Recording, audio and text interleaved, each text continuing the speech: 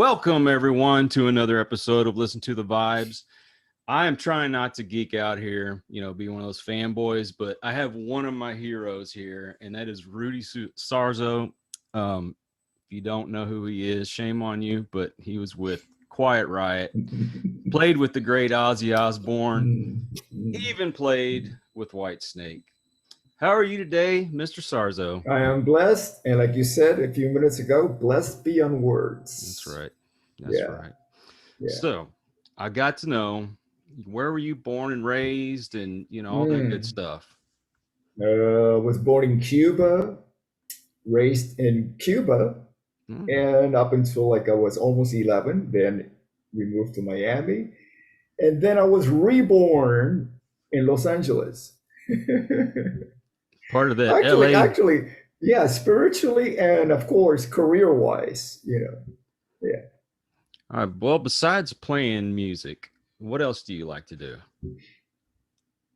Oh, wow. That's a really good question because playing music, or when I play music, I do two things. I create, which means come up with something brand new, whether I'm working on a song or working on somebody else's song, my song or somebody else's, or recreate somebody. Sometimes they'll send me a song and say, yeah, just like sheet music, they'll send me either a chart or they'll send me a pre-recorded track on the bass and says, follow this, right? So I follow that because that's the vision of the writer, the person that's actually, hiring me to play on their record. And or it's I'm actually playing other, like let's say I'm in the Guess Who. So I get to play a lot of just about everything I play has been pre-recorded. Right. So I'm recreating. So, just like everything in life, I like to, my preference is creating something brand new. But even let's say the record Mental Health, we were talking about that previously. Right. All the songs that I recorded, because I recorded everything but two songs that were recorded by Chuck Wright, their current bass player, before I joined the band. There was a transition between the Randy Rhoads era, Quiet Riot, to a band called Dubrow, which I was a part of up until I joined Ozzy, and then Chuck Wright came in and took over in my spot in Dubrow. And then I came back in 82 to start recording on the Mental Health record. And so what I do, the songs that I used to play with in Quiet Riot, those songs were actually created at one point and then recreated as we go on tour to promote it, But essentially, my favorite is to get that sense that you're creating something brand new. Your brain just get this, your body and your brain just get this buzz of doing something that has fresh, brand new. It's not from muscle memory. Like I get up in the morning, make coffee and have breakfast, turn on the news, turn on YouTube. That's all like from memory. I do that, and then I set myself aside and say, okay, you're going to do something new. Then I come into my studio and start working on music ideas. Or sometimes I'll work on music ideas right after coffee. I pick up the instrument. I always have my guitar next to me. And I look at a guitar, two things. I look at it as, just like any vehicle to take you from one place to another. Whether it's a car or a guitar, you can look at it in two ways. You can go on your car or on your guitar to familiar places, like the grocery store on my car, or I can go and play a scale or something just to warm up that I already know. Or you can take your car and you say, you know what, I'm going to go for a ride. I have no final destination. I'm just going to go, right? And sometimes those are your most memorable moments because you start experiencing. You're saying, okay, I'm not going to take this road that I usually go to. I'm going to take another road.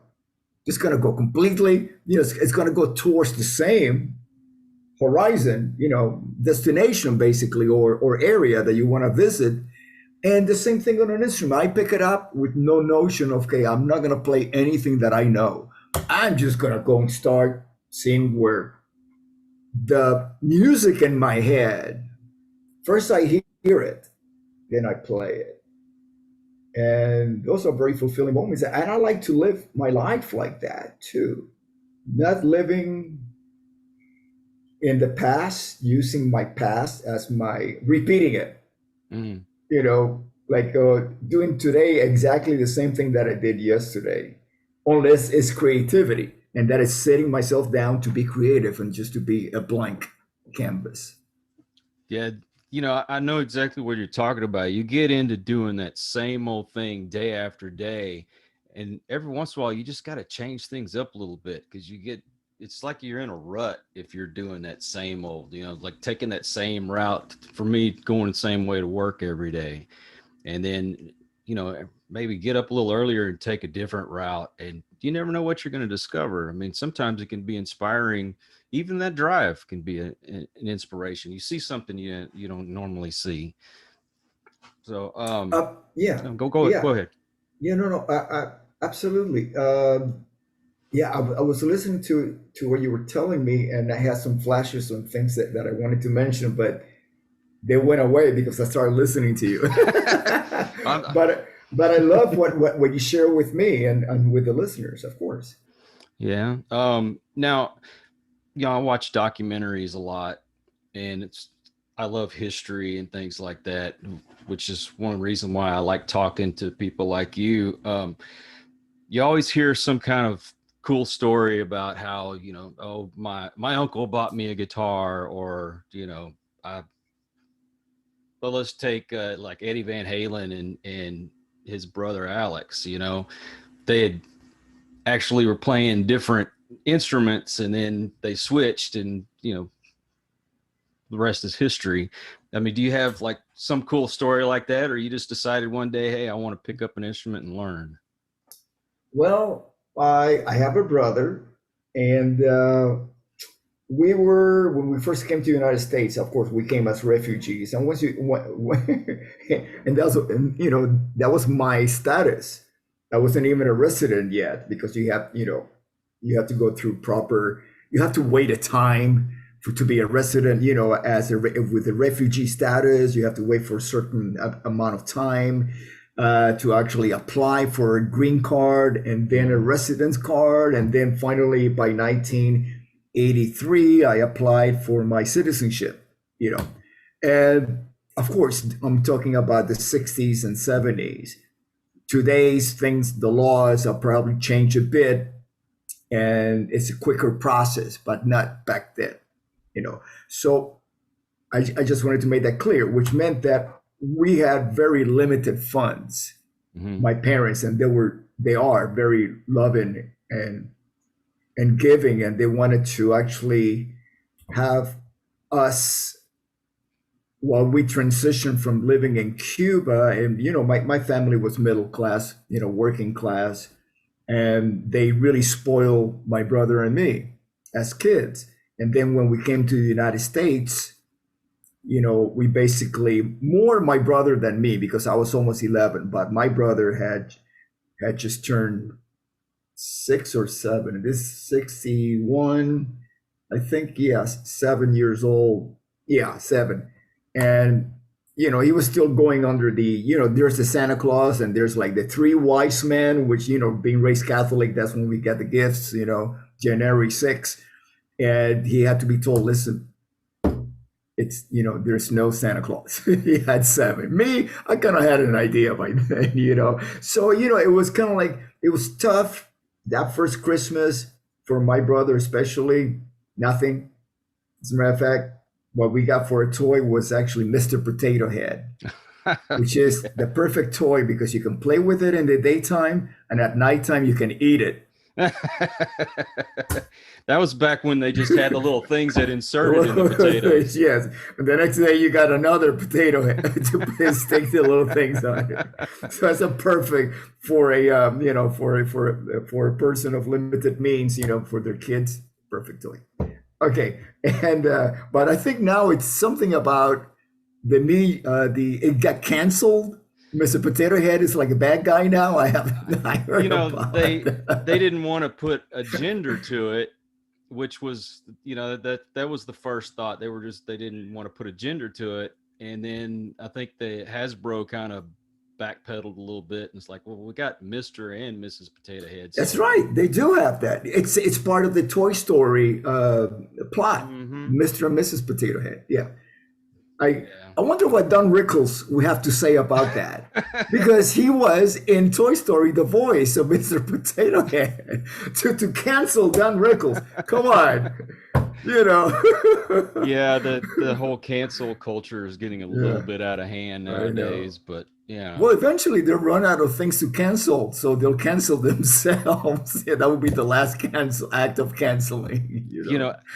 know, I try to steer away from those kind of topics, but it's funny that you mentioned that, because there are people that have been part of that cancel culture that are finding themselves.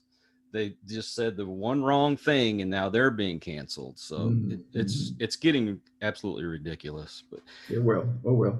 I so think we all have something to learn from that. So as long as we're learning, we're growing. I and that's what we should do. We should learn more about each other, and not, Mm, don't look too much into what people, mm, that they're saying, because mm, if I ask you about your mm, culture, or mm, things like that, I'm generally want to know.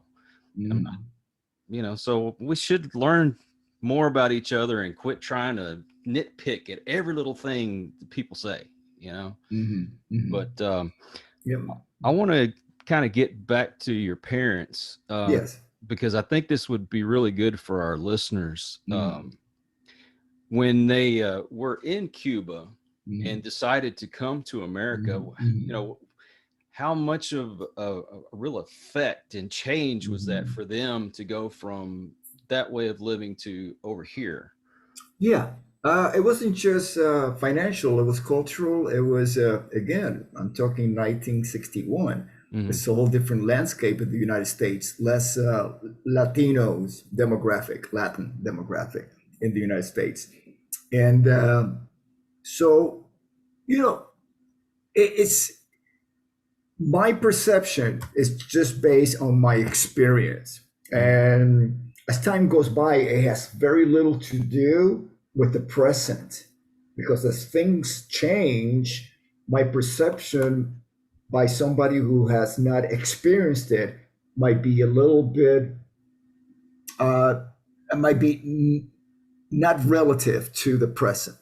You know, I even though assimilation and adaptation, especially if it's economic, is it's still a reality. But I think that there's, especially, and I'm talking about the Latin communities, Hmm. uh, the immigrant or refugee experience in the United States is yes, it's tough, especially for immigration. My family waited, well, we had to wait over a year to go through the proper channels.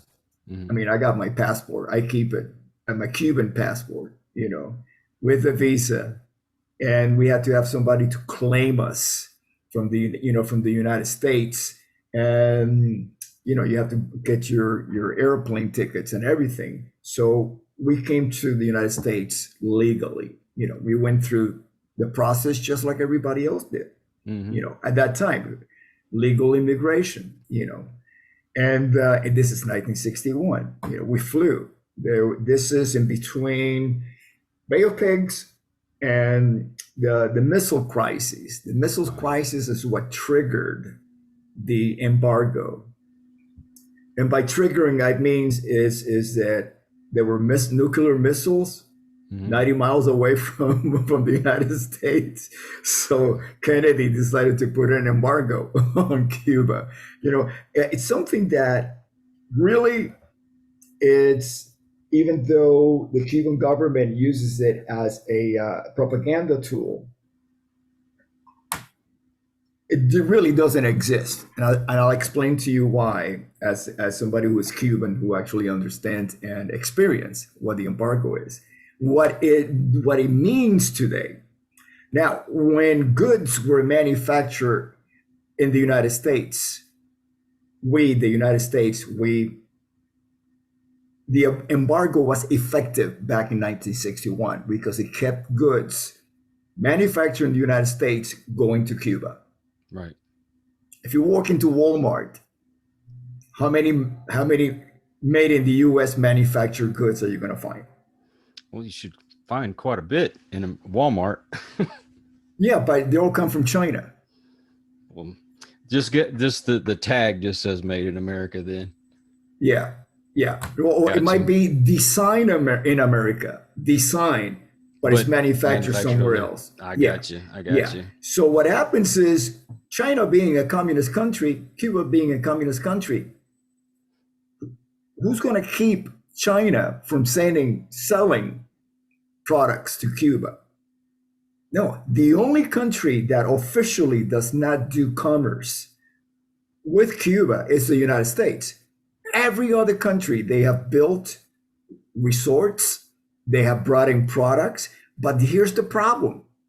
Since Cuba decides to be a Marxist Leninist country, there's very little export production of goods, Mm-hmm. you know. So what happens is there's no money. Most of the money that comes into Cuba comes from Cubans living in the United States that send money back to their relatives to help them. It's a huge business. Then they bring in goods when they come, when they go over to Cuba to visit them. Right. You know, and so in reality, just the fact that you can buy your goods from the same place that we, the United States, buys them from, the whole meaning of the embargo as it was back in early 60s, I believe 62, 63, when the missile crisis happened. I believe it was, yeah. We were still in Miami and we moved to New Jersey in 63. So it's probably 63, 62, 63. That does not have the same effect. Now, this is what happens if and when the embargo in the United States is lifted. What happens is Cuba now becomes a favorite nation, which means that the United States will lend money to Cuba just like they do to every other nation that needs financing, especially in Central and South America. So it means, personally, that my money that gets taxed will go to my communist country of origin. This is where I was born. Mm-hmm. And that really doesn't sit very well with me. I'll be the first one to even go to Cuba the day that it's not communist anymore. I'll be the first one and lend a hand and help rebuild it. But as long as it's still a communist country, that to me, it means as much as sending money over to Korea. Right. Why would I want to do that? So that's what the embargo means to me. So, and it's no, I'm sorry. Yeah, go no, ahead. go ahead. Well, I was going to ask you and say, I usually don't get too political on here, but with the trends that seem to be going on here in America nowadays, a lot of people are wanting to go towards communism and socialism. Does that worry you that this might go that direction? Well, I have a very simple answer. Why would you want to go to a system that where it originated in Russia, Mm-hmm. Karl Marx, and then followed by Lenin, who implemented it, and every other, it failed. It That's failed. right. It's a failed system. It doesn't work. Eventually would not work. And I've experienced this. I know what it's like to live under communism. Exactly. So it's not a perspective based on Wikipedia or doing research or watching YouTube videos. Right. It's a perspective based on I lived it. I lived it, you know. And so why would anybody want to do that? Because it's just like the way it grabs you is because it looks good on paper. Mm-hmm. It really Exactly. does. Once it's implemented, no, it doesn't work. It doesn't work. Whereas the Constitution of the United States, God willing, it will remain at its foundation. Of course, you're going to have amendments to the Constitution Of because course. Things change. things change. But at the core of it, what it stands for, as I am not worried about communism entering here as long as the Constitution is not destroyed. Yeah. One of the biggest problems we have nowadays, it seems like people want to censor everyone. And they, like we were talking about the whole cancel culture thing, and Mm. trying to drive people off of YouTube, and even going as far as trying to get even news channels off the air and things like that. Mm. um I don't have to agree with someone to let them speak. Mm.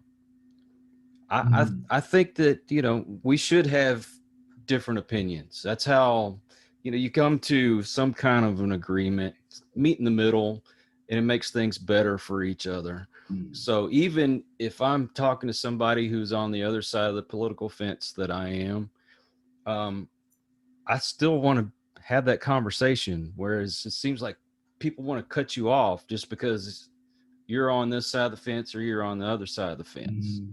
And it's very hurtful that it's like we're going backwards. You know what I mean? Mm. And I don't know. I hate getting off on that tangent, but I hate the fact that people they're like they're getting in tribes or something. If you don't agree with me, I don't want to have nothing to do with you anymore. And that's not the way it should be. I we're all different. I mean, Exactly. it's when I say that, okay, uh, I'm being general, and it's a cliche. We're all different, but yeah, I mean, my my fingerprint is original to me. Mm-hmm. Nobody else has my fingerprint. Nobody else has your fingerprint. Nothing. We're all completely different, right? That's right. Why would I expect anybody else to have the same perspective that I have? It's impossible. Exactly. So I respect other people's perspectives, and when I say everybody, I have to go across the board. If they want to cancel me for respecting their perspective, uh, there's nothing I can do about that because it's really out of my control. Mm-hmm. You know, I, you know, I have no other place to go to in this planet, and I sure not looking forward to going outside of this planet because I belong here. Any planet, even if I go to the moon, which is a moon, not a planet, I would have to wear a suit, a spacesuit. That means I don't belong there because I'm being shielded by the actual environment that I'm Mm-hmm. visiting, right? So Exactly. why, God did not create me to go to the moon. He created me to actually be on this planet, breathe this air, this oxygen that we have, be part. I am part of this world. We are part of this planet, just like the trees are, and the animals, and the birds and the insects, the fish. We belong here, Mm-hmm. you know, and we have enough issues going on. And I'm not being political. I'm being like, you know, it's a fact that there's been at least 15 cataclysms in the history of this planet. Mm-hmm. The planet keeps changing. Even the North, The north keeps changing because it keeps tilting on the planet. That has a lot to do with the changes that we see, how we treat the environment. I think we should be more concerned about preparation of what to do when these changes happen, if we really want to look for surviving these changes that no matter what happened. I mean, we had an ice age before even men existed. Exactly. So we didn't cause the ice age. It just happens. Things happen to this planet as things happen in the whole solar system and the universe and the galaxies and everything beyond. It's constant change. Basically, is what it is. But I would put my energies more into saving humanity than it actually trying to get away from humanity to go to another planet. Right. Well, I mean, like with my wife and I, we have a lot of similar interests, but we both like different things, and we've kind of introduced, say, like a new world to each other, and so now I've got new experiences, and I've gotten to go to new places and see all kinds of cool things, and we get great ideas, and just like the podcast that we're doing. I don't think if I had never met my wife, I don't think I'd ever be doing this. Oh wow. And she had a very big part in this, and the different things that we've done, I don't think I would have ever done. And same thing for her. I've, like with music, I've introduced her to music she's never heard before. And if everybody was the same, this life would be boring. I don't want the same old. I like to have somebody that has, a different perspective on life, or, I don't want a carbon copy of me. That would be too boring. I already see myself in the mirror every morning as it is. Yeah, I hear you. Yeah, I've been married for 30, we're going on 37 this year. Wow. And it's wonderful. I mean, when my wife and I, we go on a ride, she's usually driving and I'm holding the little dog in the back seat. And, she points out certain things that I maybe miss from the back seat.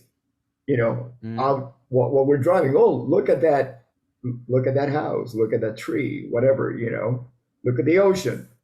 And it's always good to be traveling with somebody in the same direction with a different perception. That's a good way of putting it. I'm gonna have to remember that. I'm stealing that from you. Okay, go ahead. Well, I love the fact that because you're with somebody, like you said, on that same path, but you have a different perspective, that it's opened up a lot of new things to me. I wouldn't have met the people that I've met in my life if it hadn't been for my wife. I got to go to New York a couple of years ago. Had never been, and I probably wouldn't have if it hadn't been for her. Yeah. And I just think that we should allow each other to be different and not like pick a side. I don't think it should be as black and white as I'm drawing a line in the sand. You're either on this side or you're on this side. It's hurting us. You know what I mean? But, yeah, I have very different in my garden, different flowers, and they all allow each other to grow. Exactly. So you do a show yourself, don't you? Yeah, I have a radio show on Manchester Rock Radio. It's called 60 Degrees of Sarzo, and it's a half conversation, half music show. Oh. It's we have really, really interesting guests. That we have something in common. I've had very few people that I've never met, but most of them are people that I've known, and I've met a lot of people, and I have a lot of friends. So I'm very, very blessed, And but what's interesting about sitting down with them, because since it's the conversation at Starbucks that we never had, just because we didn't have the time, and we get to really find out about each other. I even get to find out about myself because I found certain perceptions from the my guests, and I go, oh wow. So I look back at my own and go, oh, that's interesting. So I always learn something from every show that I do. Um, and the reason why I started doing them, I started doing it as a podcast, was because through the years I've attended a few memorials, like for Lemmy and Ronnie James Dio and some other colleagues and bandmates that have passed away. And I thought, wow, wouldn't it be really nice to have them, the people that have passed away, our friends, here to listen to this, to be present. So I started doing the podcast because I really wanted to document in their own words, verbal documentation of my friends and neighbors. I have a lot of really cool neighbors, in the industry too. So I did that as a podcast. And then I got the call from the CEO of Monsters of Rock. They do the cruises, Monsters of Rock cruises. And, Oh yeah. And, it's the same brand as the festivals and all that. So, and the radio station on Dash Network. And he asked me to, if I wanted to bring the show, the podcast, it may turn into a show. And, we get about 600,000 listeners per broadcast. So if we broadcast like the same episode 5 times a week, and that's amount to over 300,000. Wow. And send some my way, would you? Yeah. Well, yeah, absolutely. And see, we play music too, which is not just conversation, which was a little bit different. I had to really rethink my podcast, because from the podcast it's like we're having a linear conversation, and this one is segments, because they have to, if we do 2 segments in an hour, we do like maybe 15 minutes. So that's half an hour, and the other half hour is music, because it's a music centric station. It's not a talk station. Right. So so they wanted to keep it that way. And the reason why it was broadcast is because it's a free network, Dash Network. Mm-hmm. There's no revenues. It's ad-free, subscription-free. So the music sync is really expensive. So if you have it as a podcast, podcasts are available for downstream because there's no music attached to it. Right. Let's say it's just you're going to be talking. Once you start getting into music, then platforms like Spotify come into play, because it's either they have ads, or subscription, But now Monsters of Rock has partnered with Spotify. So now we have our own channel there, and slowly we're bringing in our library. So far I have about 80 shows that I've done. And so now, once in a while we upload it to the library on Spotify. So it's available on Spotify for streaming. And what my producer does, he sets up a Spotify playlist. So we're using Spotify's library database of songs to go along with our podcast. Oh, wow. For streaming. Yeah. So that's cool. Yeah, I have to be real careful. I mean, I can play little snippets here and there, but I can't put a whole lot, because then, you get kicked off of YouTube. Yeah. So, because I'll even use like a clip from, say, somebody's TV show or a movie or whatever, and it has to be very, very short. Otherwise, you get hit with that copyright. It's interesting you mentioned that. Just like a record deal, right? When traditionally, when you sign a record deal with a record company, you do not own the masters. So you do not, there's cases now where certain masters are beginning to revert back to the artist, things like that. But I'm talking traditionally. So what happens is with the videos, it's the same thing. Even though you pay for the videos, as a recording artist, you get an advance. You get an advance, which starts getting recouped. And you do not start making money until recoupment, which means Yeah. that the record company gave you a mortgage, you pay your house, but the record company still owns the house. You do not own the house. Gotcha. Great deal. Love that. And so it's the same thing with videos. We pay for the videos because they were recouped according to the record contract that we had for Quiet Riot. And so we do not own the clips. So I cannot give you permission to play them. Hey, I understand that. 'Cause- But I'm very curious. What was the first bass you ever owned? oh, just like any musician starting out, because there's always that doubt, especially from your parents. And I don't blame them. Is this a whim? Is he going to keep this up? You know, plus we were poor, you know? And so anything that my parents would buy for my brother and or me had to be shared by my brother and me, because there were not two guitars in the house. There was one guitar. There was one bicycle, one pair of roller skates, and we just shared it, you know, because there was not enough money to go around to buy individual, you know, presents and stuff. And so the family guitar is what I call it. Right. My family guitar. The first one was it wasn't even a bass yet.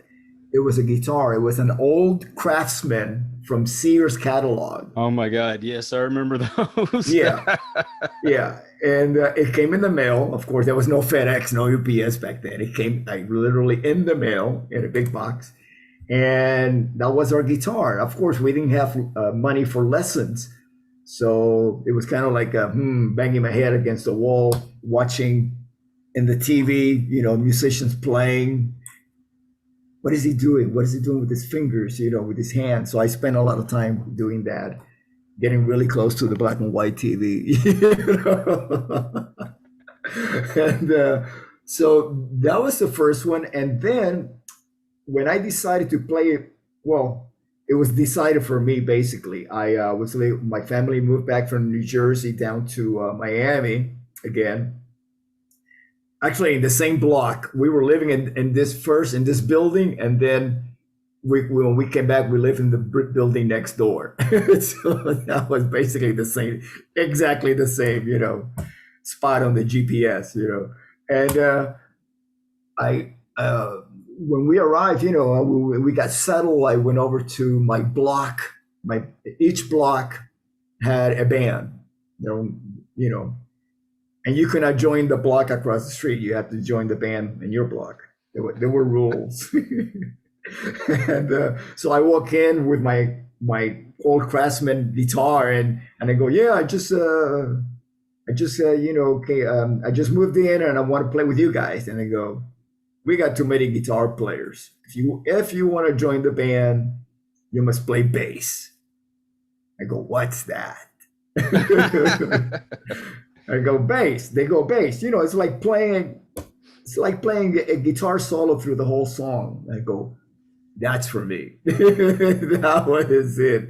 You know, because what happened was, since I couldn't get lessons with chords, I didn't know that many chords. So I wasn't really inclined to play rhythm. I was inclined to pick up melodies. And God knows what kind of tuning I was using, because we didn't have these little tuners that we have now that you can clip on your guitar and tune, you know. It was like, it took me about 3 years to find somebody who was kind enough to show me how to tune using harmonics on the strings, you know. And I go, oh, okay. So that was like discovering fire for me. You know? Now I can cook and stay warm, you know. It was just like that, you know. And so yes, so it once I said, you know what, I like this. I like this whole thing about the bass, because what I did is I just removed the high E and B string from the guitar, and I was playing like bass sort of on this big flat, you know, zebra striped old Craftsman acoustic guitar. And So it was kind of like, faking it. I had never laid hands on a Fender bass or a Hofner or a Gibson. All I knew was like I got this guitar and this is my reference, and I'm gonna. I hear things on the radio. I'm gonna, try to make the same notes and keep up with everybody else. Of course, my speed is about Smoke on the Water and uh, Iron Man, that kind of thing. You got to start somewhere. Yeah, Hey, yeah, I for 20 years, that's all I've ever yeah, learned. So, yeah. Well, you are going to learn as much as you want to learn, and there's so much information available on YouTube and other uh, platforms. I mean, there's platforms just dedicated to. As a matter of fact, I have my own bass lessons for free on this app called Go DPS Music, and yeah, there's not only bass lessons. There's like lessons from Vinny Appice, oh from wow, drums, and Michelangelo Battio from guitar, and yeah, it's free. Just download it. oh wow. Yeah, I'm gonna have to do that. I'm gonna write that yeah. down when we get off the air. I'm gonna Yeah, it write that says down. go. It's the Go dash DPS Music Live app. Just download it, and it's free. You don't have to pay anything, and also you get deals on Go DPS. As a matter of fact, it's the same company that manufactures my signature acoustic bass. So there's a lot of resources in that app. You can get interviews, you can get free concerts, uh, you can get the special deals, savings when you order on that app, things like that. So yeah, so I really highly recommend it for everybody. It's free. So if you don't like it, you can always delete it, but I doubt you will. Hey, you're never too old to learn, right? Yeah, exactly. Yeah, I would like to learn to play more. That I was really excited when I learned how to play "The Chain" by Fleetwood Mac. yeah, That was, and I yeah, learned that on my own, believe it or yeah, not.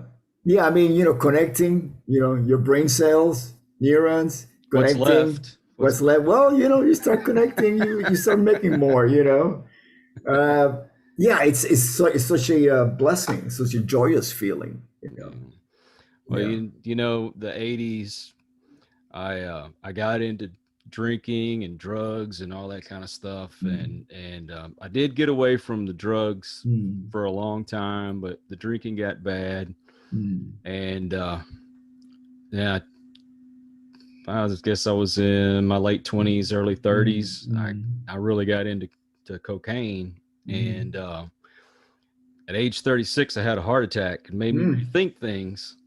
So I gave all that kind of stuff up, and I'm a lot happier for it. So Yeah, maybe I've yeah, got a little bit left, yeah, but yeah. I was I became I well, I stopped drinking. I mhm. stopped drinking about 23 years ago, over 23 years ago. And what I was cautious about saying is about being sober. Yeah, I am sober. I just recently joined the program, and I found it to be a completely different experience just being an individual that quit drinking and now being an individual that is a member of AA. It's a very different experience. I mean, it's because a lot of the pieces were missing. A lot of the like Mhm. fellowship, certain understanding, certain listening to people tell me their stories, sharing them. And we do it on Zoom now, so Wow. it's something that it's part of my daily life. It centers me. So my experience being that just being not stop drinking was just the beginning of it, was just the very beginning of it, finding out uh, about having an alcoholic mind. That was a revelation because I did not understand certain things about why I thought the way I did. Yeah. you Well, know well, why I made certain decisions.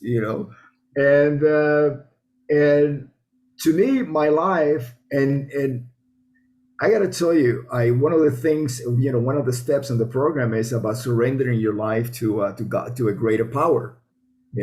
I did that 40 years ago to the date, right here today, over for around this time 40 years ago, and I got to tell you, I had the hardest time for 23 years of not drinking, being sober, still trying to find my way to the level of spirituality that I had when I surrendered to a higher power 40 years ago.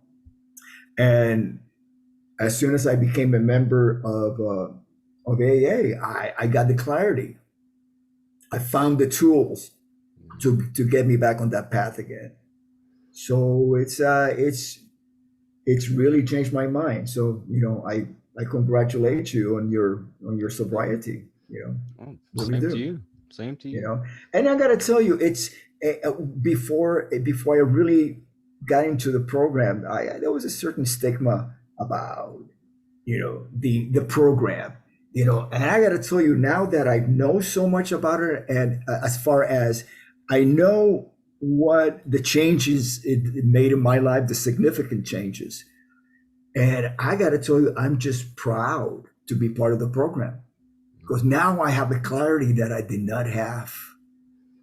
Well, back then it was like the thing to do, to be part of the crowd, you had to party, and that was that lifestyle. And they don't tell you when you're getting into having all that fun that later on it takes over your life. And, but one thing that I embrace is living today. And there's this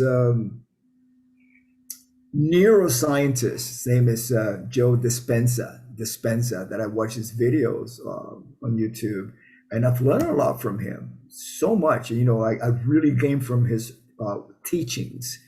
And one of the things is, that he teaches is to live in the moment. Do not repeat the past. And I've done that so many times, trying to get it right, getting it right because I did something in the past that I could have done a little bit different. But no, it's kind of like Groundhog Day. No matter how you change it, it's going to have the same outcome. I know exactly what you mean. Yeah. So in order to actually create from the unknown your future, you must let go. Do not repeat the past. Do not follow the same pattern, the same perception, the same thoughts, Exactly. Well, you know what, man, I could sit here and talk to you all day, but I know you have an appointment coming up. Yes, so, I do. Yes, sir. We're going to cut it short right here. Do you have anything you want to promote, whether it be a website or your show or anything? Feel free to mention it. No, I just want to promote love. Hey, there you go.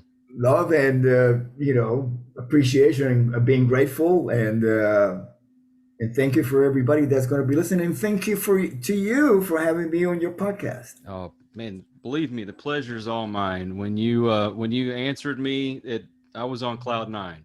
And I can't tell you how much this means to me because, like I say, you're one of my heroes. And I didn't geek out too bad, did I? No, did I? I think I did. Well, you kind of swooned a little bit when I got on there, but that's right. No, I appreciate you, and I appreciate all of our audience. Without you, I just wouldn't be doing what I'm doing. And tune in again because we're going to have some more exciting guests coming on soon. And thank you again, sir. Thank you, Kyle. God bless you.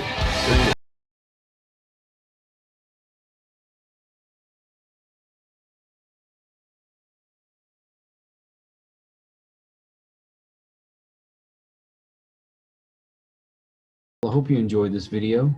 Please like, comment, share, and subscribe because it's only through your support that we're able to continue doing the things that we do. And until the next one, have a great day.